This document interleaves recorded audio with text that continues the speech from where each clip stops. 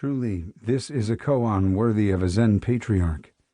It is, in fact, the very opposite of not only Buddhist thinking, but also common sense. And not a common sense based merely on the obvious, but on the most primal reality of the human condition. 2,500 years ago, philosophers in India and Greece struggled with articulating the nature of mind and reality. Over the millennia, there have been many approaches to this articulation by many schools of Buddhism, but none of them became so confused as to assert that mind itself does not exist or is not primary. Many people who learn of Zen and the teachings of Nagarjuna stumble over the words of the Heart Sutra. Form is emptiness. Emptiness is not different from form.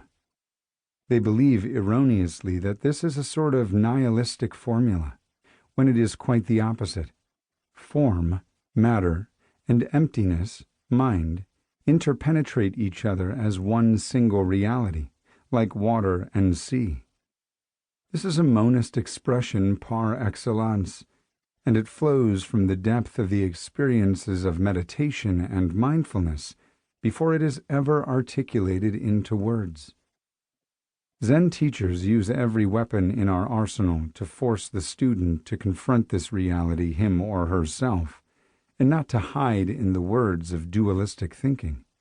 The horse does not ride you, you ride the horse. To quote Bernardo, there are external regions of the medium of mind, in the sense that there are regions that you do not identify yourself with. But this does not entail that there is an abstract shadow universe outside mind.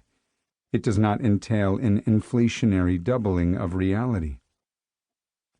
He goes on to say, this way, unlike what materialism entails, a neural process isn't the subjective experience it correlates with, but merely a partial image of it. In many ways, this echoes the Zen perspective.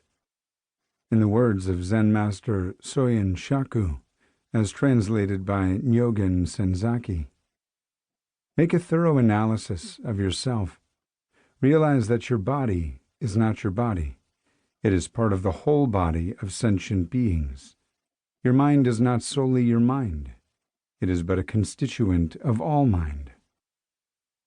Bernardo takes us on a journey to an alternative worldview, one that makes a great deal more sense than the scientistic one we are being spoon-fed through academia and the media.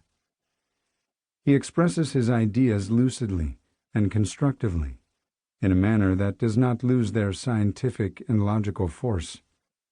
The truly ironic thing is that, in attacking the pretenses of scientific materialism, Bernardo grounds himself in the latest and deepest understanding produced by science, one that scientific materialism refuses to accept philosophically.